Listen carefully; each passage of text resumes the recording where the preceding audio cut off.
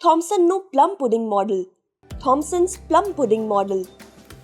આજથી 20 વર્ષ પહેલાં ટીવી અને કમ્પ્યુટરમાં જે ટેકનિક વપરાતી હતી તે કેથોડ કિરણ નળી એટલે કે કેથોડ રે ટ્યુબ હતી.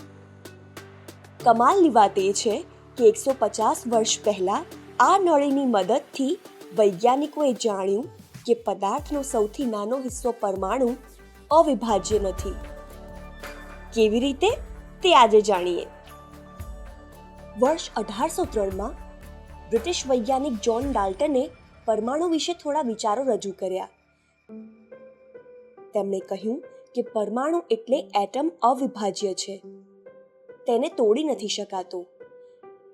વૈજ્ઞાનિકોએ ઘણા વર્ષો સુધી આ સિદ્ધાંત સાચો માન્યો, પરંતુ સવાલ હંમેશા ઊભો રહ્યો, શું આ સાચું છે? 19મી સદીની મધ્યમાં વૈજ્ઞાનિકો વાયુની વિદ્યુત ચાલકતા એટલે કે ઇલેક્ટ્રિકલ કન્ડક્ટિવિટી પર કામ કરી રહ્યા હતા. તે માટે કાચની નળીમાં વાયુ ભરવામાં આવતો હતો. નળીના એક છેડા પર ઋણાત્મક કેથોડ અને બીજા છેડા પર ધનાત્મક એનોડ લગાવવામાં આવતા. આ બંને વચ્ચે વિદ્યુત પ્રવાહિત કરવાથી કેથોડના કણોનું એક કિરણ નીકળે છે જે એનોડ તરફ જતું. આ કિરણને કેથોડ કિરણ એટલે કે કેથોડ રે અને નળીની કેથોડ કિરણ નળી એટલે કે કેથોડ રે ટ્યુબ નામ મળ્યું.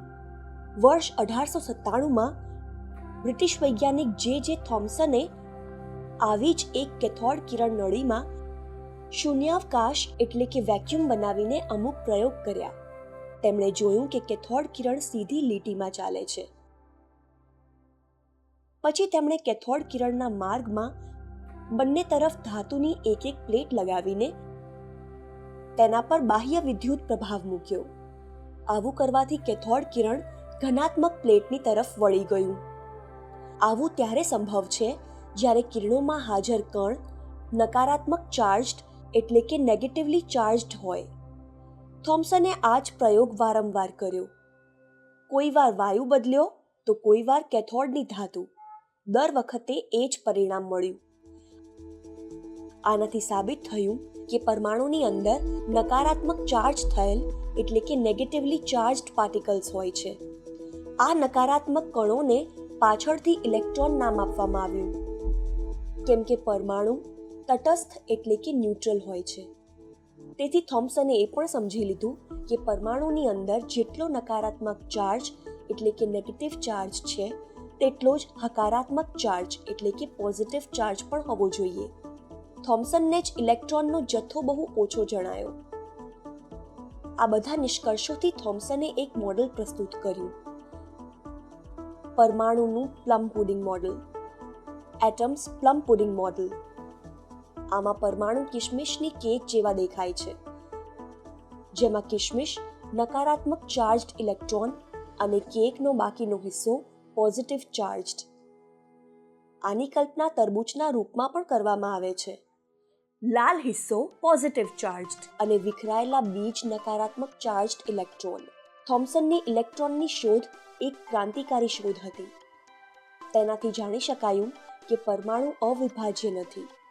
પરમાણુ નાના ઉપપરમાણુ કણ એટલે કે સબ એટોમિક પાર્ટિકલ્સથી બનેલા હોય છે. આ રીતે જે થોમ્સનની શોધ પછી પરમાણુનું સ્વરૂપ થોડું વધારે બદલાયું. સમય જતાં સમજણ વધી. વૈજ્ઞાનિકોએ જાણી લીધું કે પરમાણુમાં પોઝિટિવ ચાર્જ માત્ર પરમાણુની વચ્ચોવચ્ચ ન્યુક્લિયસમાં જ હાજર હોય છે.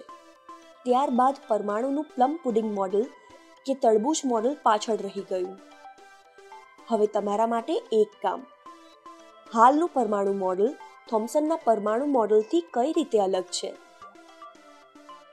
ખાસ કરીને ઇલેક્ટ્રોન બાબતે તે શોધો.